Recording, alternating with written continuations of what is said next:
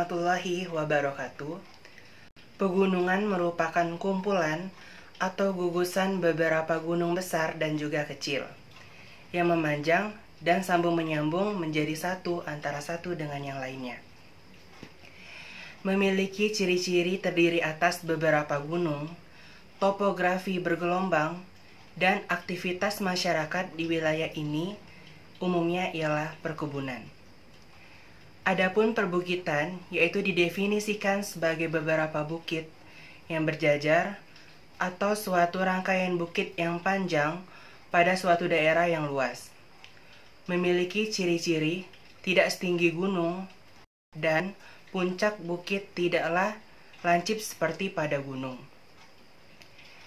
Pegunungan itu termasuk jenis bentang alam yang mudah kita temui terlebih di Indonesia.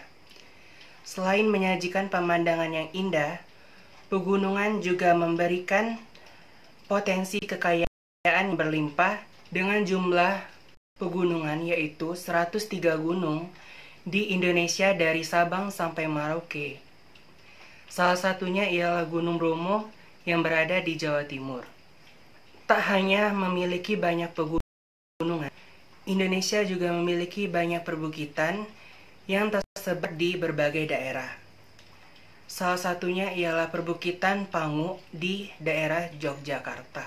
Secara geografis, Indonesia termasuk beruntung karena memiliki banyak pegunungan dan perbukitan yang pada dasarnya dapat kita manfaatkan sebaik-baiknya dari pegunungan dan perbukitan itu. Namun sayangnya potensi dari pegunungan dan perbukitan masih belum bisa dimanfaatkan atau dikelola secara optimal, terlebih untuk kesejahteraan dari masyarakat sekitarnya. Karena pada kesempatan kali ini, kelompok saya membahas tentang pergunungan dan perbukitan. Kali ini saya akan menyinggung tentang bagaimana potensi yang dihasilkan dari pergunungan dan perbukitan itu tersebut. Pergunungan dan perbukitan ini memiliki iklim yang dingin. Jadi, seringkali kita jumpai tanaman yang terdapat pada iklim yang dingin, yaitu seperti tanaman kantong semar. Pergunungan dan perbukitan ini juga memiliki potensi sepertanian, yaitu seperti teh, kopi, cabai, padi, dan lain-lainnya. Jadi, potensi daerah yang terdapat di pergunungan dan perbukitannya itu sektor pariwisata dan pertanian. Nah, pada poin kedua, saya akan membahas tentang sebenarnya pada sektor pertanian itu sendiri sudah banyak dikelola dan dimanfaatkan, misalnya di daerah pagar alam, di mana alam itu sendiri terkenal dengan perkebunan teh yang dikelola oleh PT PN. Kemudian kalian sendiri yaitu di Kerinci, yaitu di Klasik Tuo. Di Klasik Tuo itu yang dikelola oleh PT PN juga. Kali ini yang akan ditinjau siapakah orang di balik PT PN itu yang mengelola hasil pertanian atau perkebunan di pagar alam atau di Klasik Tuo itu.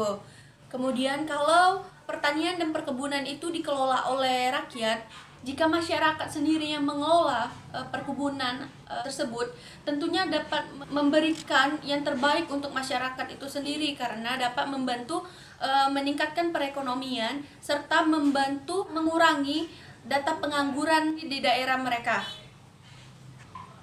Poin yang ketiga ini sudah saya singgung di atas bahwa bukan sekadar perkebunan dan pertanian yang dominan di daerah perkebunan dan perbukitan tersebut.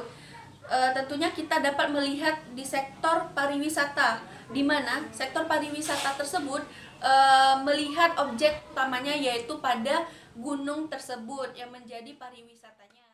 Baiklah, saya di sini akan membahas tentang rancangan program daerah untuk memaksimalkan potensi daerah di wilayah pegunungan dalam sektor perkebunan.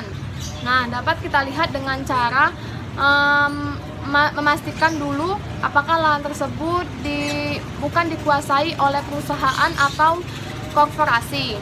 Nah, perlu digarisbawahi siapa orang yang pertama melatar belakangi kepemilikan lahan tersebut.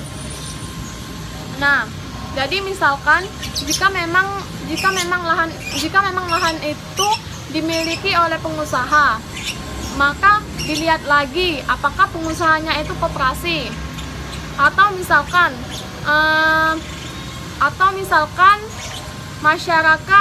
masyarakat sekitar secara bersama-sama melakukannya. Jadi saya rasa itu bukan masalah. Yang jadi masalah itu ketika kepemilikan ini bahkan 100% dimiliki oleh pihak swasta. Jadi sebaiknya ada upaya untuk pemerintah daerah tersebut. Nah, untuk itu entah melakukan pengalihan dari milik swasta dialihkan ke BUMN, dan kemudian dari BUMN-nya sendiri mencari, bisa jadi BUMN-nya sendiri mencari warga-warga sekitar untuk diajak bekerja, bukan hanya sebagai petaninya saja, melainkan memang dibutuhkan masyarakat sekitar untuk menjadi petani dalam sektor perkebunan ini. Di dalam hal komunitinya bisa itu teh, kopi, dan lain-lain sebagainya. Tapi masyarakat itu juga perlu diajak untuk membuat atau mengolah hasil dari kebun-kebun mereka tadi. Nah, jadi misalkan dibentuk kayak koperasi, terus menghasilkan teh, kopi dari brand mereka sendiri. Nah, kemungkinan itu bisa jadi solusi untuk mereka. Contohnya, harga lahan di daerah pegunungan pagar alam. Misalnya nih, 1 hektarnya 150 juta dikali 1.480 hektar. Nah, maka modal yang dikeluarkan kurang lebih 222 miliar. Baiklah, inilah rancangan program kerja daerah di wilayah pegunungan dalam sektor perkebunan. Saya ucapkan terima kasih. Baiklah, yang pertama saya akan menjelaskan mengenai rancangan dari program yang akan saya rencanakan dalam program kerja daerah. Yang pertama yaitu mengenai program cable car, atau istilahnya itu kalau dalam bahasa Indonesia kereta gantung, atau kalau di Jepang sendiri udah jadi itu namanya Tsukuba. Jadi dia itu semacam gondola. Jadi dibikin sebuah lintasan itu akan melewati tiap-tiap objek dari pegunungan ataupun perbukitan. Jadi kalau untuk di Jepang itu sendiri ada beberapa kereta gantung yang dibuat untuk melintasi pegunungan di negara mereka. Salah satunya itu melintasi Gunung Fuji. Program ini sendiri menurut saya juga salah satu program yang bisa dikatakan sebagai langkah untuk optimalisasi dari potensi daerah di wilayah pegunungan dan perbukitan itu sendiri. Nah, sebenarnya program cable car ataupun kereta gantung ini juga sudah digadang-gadang bakal coming soon di Indonesia, tapi masih belum tahu di tahun berapa. Jadi sekitar, kalau nggak salah, ada beberapa daerah. Yang pertama itu Rinjani, terus juga Gede Pangrango, terus juga Ijen. Itu bakalan dibikin kereta gantung atau kereta lintas semacam ini. Nah, tapi ya balik lagi, yang namanya pembangunan itu pasti bakal selalu ada pro dan kontra, tapi ya itu suatu hal yang wajar menurut saya. Baiklah, terus langsung ke pengembang. Jadi kalau misalkan program ini benar-benar diseriusin, ya otomatis kita butuh pengembang. Jadi paling enggak kita butuh penyelenggara yang bakalan nyelenggarain program ini, yang kayak tipe-tipe LRT kita kemarin itu, seperti Waskita juga bisa, seperti ya mungkin katakanlah bisa pengembang seperti waskita, kemudian dari sumber pembiayaan. Sebenarnya kalau dari sumber pembiayaan ini sendiri, saya lebih would rather ke jatuhnya itu ke APBD. Kenapa dari APBD? Karena ini adalah salah satu program atau salah satu langkah untuk memajukan potensi daerah mereka sendiri. Yang kedua juga dari APBD ini sendiri kemudian juga bisa ya balik lagi, bakalan ada sirkulasi yang balik lagi. Katakanlah misalkan setelah program cable car atau kereta gantung ini rilis, maka bakalan masuk lagi ke pendapatan daerahnya, misalkan entah biaya dari kunjungan dan juga biaya dari wisatawan itu bakalan, nah itu bakalan circle-nya bakalan dikelola dan dikembalikan lagi kepada daerahnya masing-masing. Jadi kenapa sumber pembiayaannya ini paling enggak dari dana APBD sendiri. Dan kalau menurut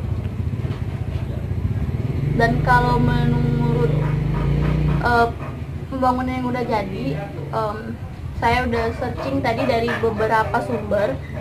Jadi kalau misalkan di Jepang itu sendiri, salah satu program kereta gantung yang mereka buat itu makan kurang lebih 500 sekian miliar saat dikonversikan ke rupiah. Jadi sehingga kalau misalkan kita buat rancangannya, mungkin bisa dibagi dua dalam program APBD-nya sendiri. Untuk dana yang pertama itu kita habiskan sekitar 334 miliar dan diambil di APBD tahun kedua itu sekitar 219 miliar. Dana ini juga masih nggak tetap, karena ya mungkin tergantung lagi kepada panjang lintasan ataupun tinggi dari pegunungan yang kita lewati. Jadi segimana tinggi dari lintasan yang pengen dibuat sama panjang lintasan itu juga mempengaruhi harganya juga. Kemudian lanjut untuk outputnya. Outputnya itu maksudnya apa yang bakalan didapat saat si program ini udah rilis. Yang pertama yaitu potensi daerahnya sendiri ya lebih dioptimalisasikan.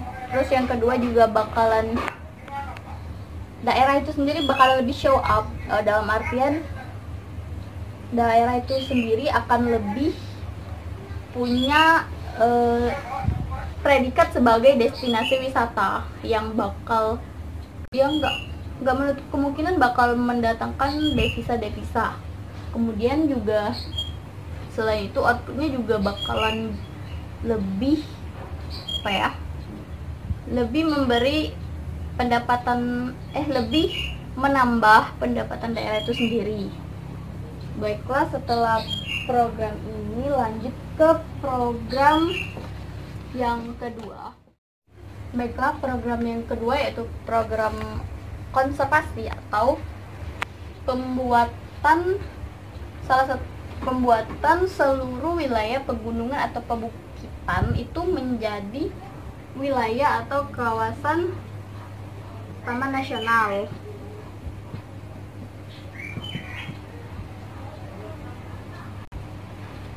Kenapa saya bilang ini termasuk salah satu cara untuk memaksimalkan potensi daerah? Karena dari segi administrasinya sendiri, apabila suatu kawasan telah menjadi taman nasional, otomatis dia memiliki perlindungan tersendiri. Jadi nggak bisa seseorang, katakanlah orang-orang lain, tebang-tebang kayu di hutan ataupun ngambil sumber dayanya tanpa ada sesuatu yang jelas.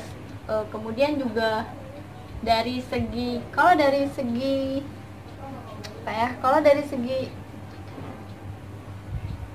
segi pendakiannya sendiri, bukan pendakian sih, misalkan kalau dari segi pengelolaan. Kalau dari segi pengelolaannya sendiri, apabila suatu kawasan itu udah jadi taman nasional, maka otomatis orang yang mau masuk ataupun orang yang mau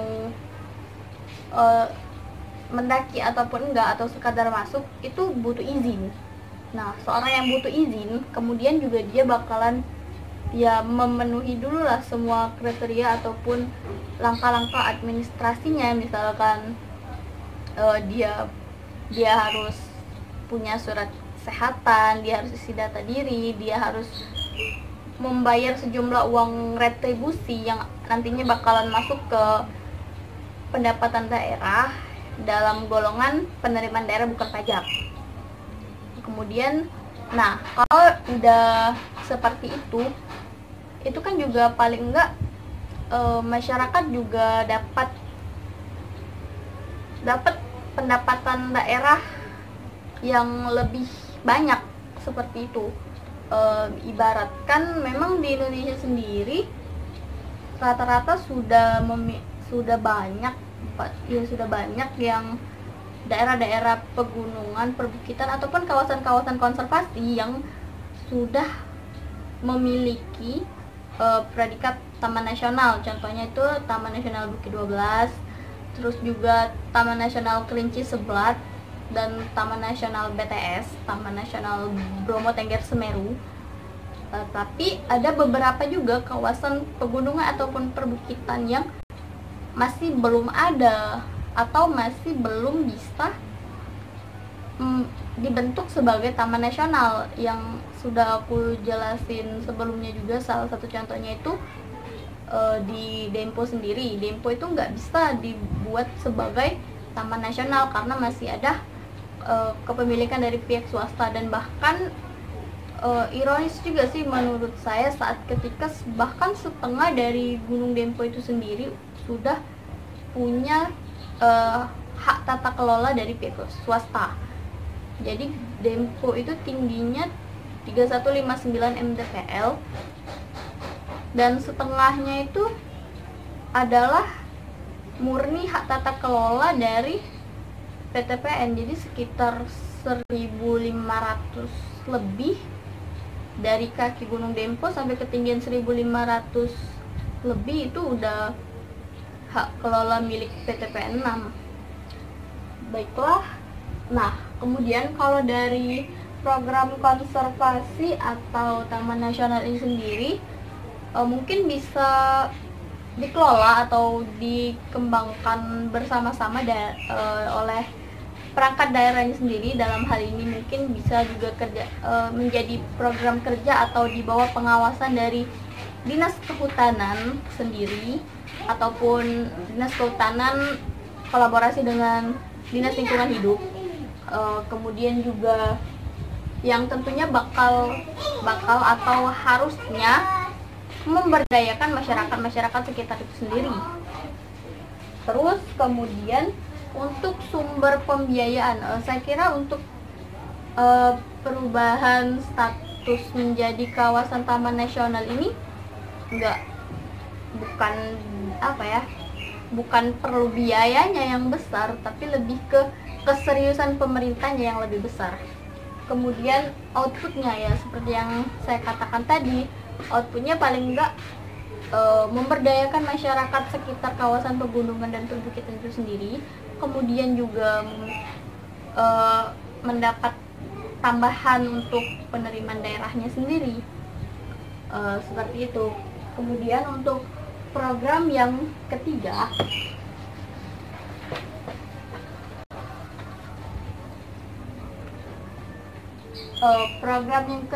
ini program pemberdayaan masyarakat. Saya menyebut ini pemberdayaan masyarakat karena paling tidak masyarakat di sini bisa diberdayakan. Jadi apa yang bakalan didapat itu pure buat masyarakat ini sendiri nantinya. Jadi misalkan di kawasan pegunungan atau perbukitan itu kan ya otomatis bahkan banyak banget masyarakat di sana yang menggantungkan nasib mereka, menggantungkan hidup mereka untuk jadi porter. Kalau porter buat pendakian, jadi porter itu udah jadi mata pencarian mereka, tapi memang nggak terlalu terkoordinir. Dalam artian seandainya kalau memang mereka dikoordinir, sebutannya itu misalkan dibina lah seperti itu. Jadi misalkan mereka tuh bukan cuma jadi porter yang ngangkatin barang-barang, tapi bisa juga sekaligus jadi guide. Ya karena mereka adalah warga sana dan mereka yang lebih tahu kondisi dan keadaan alam di daerah yang bakal didatengin oleh si tamu.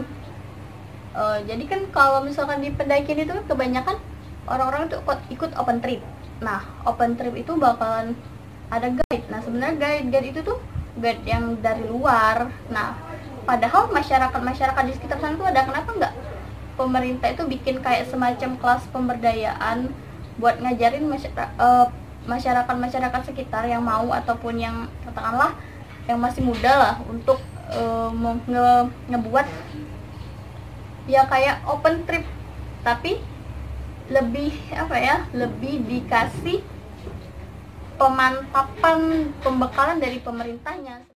Jadi untuk pembiayaannya sendiri, menurut saya untuk program pemberdayaan masyarakat di sini nggak akan terlalu makan biaya yang begitu fantastis ya, mungkin sekitar paling maksimal budget yang dianggarkan itu untuk ngebuat kelas ataupun pembinaan ke warga-warga itu sekitar maksimal anggaran 10 juta mungkin. Kemudian juga kenapa saya rasa ini perlu dan untuk meningkatkan potensi daerah, karena nggak jarang kalau misalkan yang di pendakian itu banyak tamu-tamu atau turis dari luar atau turis dari mancanegara. Nah, sedangkan porter ini sendiri tuh katakanlah ya biasanya cuman ngangkatin barang doang, jadi mereka itu nggak bisa komunikasi gitu loh. Jadi misalkan si tamunya ini ngomongnya bahasa Inggris, si porternya ini ya karena dia ya nggak mungkin dong dia sepanjang jalan itu cuman ngangkat tanpa ada interaksi. Nah, tapi kalau mau ada interaksi juga sama-sama nggak ngerti gitu loh. Jadi dibutuhkan suatu wadah lah katakanlah. Jadi misalkan ada yang koordinir mengenai masalah ini, jadi masyarakat sana tuh bisa, misalkan ada tamu dari luar ya dikasihlah pembekalan guide yang bisa bahasa Inggris juga kayak. Jadi ya enak aja gitu. Terus juga bisa nambah pendapatan masyarakat sekitar itu juga. Terus outputnya ya masyarakat di sekitar sana juga bisa dapat, katakanlah bisa dapat penghasilan tambahan seperti itu. Nah, terus juga yang terakhir, sebenarnya ini bukan rencana program yang saya pikirin sih, tapi udah lama. Jadi di gunung atau di perbukitan itu pasti ada air terjun. Jadi di air terjun ataupun di katakanlah mata air atau air terjun atau air gunung, air pegunungan yang biasa kalian lihat label-label dan statementnya di kemasan-kemasan plastik, kemasan-kemasan air mineral. Nah, itu kan yang ngolah semuanya ya pihak swasta. Ya dengan kata lain, yang menangkap peluang ini tuh pihak swasta. Nah, kenapa sih nggak pemerintah itu berpikir untuk ngejual atau ngebuat si usaha air pegunungan ini tuh sebagai katakanlah kewirausahaan sektor publik. Jadi gimana pemerintah juga ikut dalam hal menjual air siap konsumsi, bukan cuman air dari PDAM, tapi juga air langsung konsumsi seperti itu.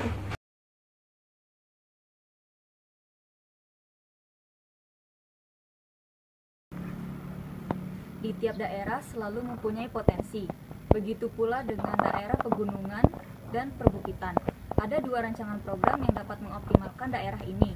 Program pertama adalah program untuk sektor perkebunan, seperti perkebunan teh, kopi, dan lain-lain.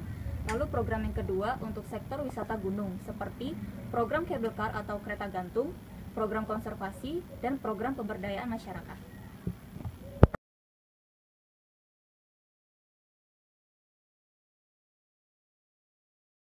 Dari hasil pemaparan materi yang telah kami jelaskan, maka kami akan memberikan saran, yaitu perlu adanya komitmen yang serius dalam optimalisasi potensi daerah.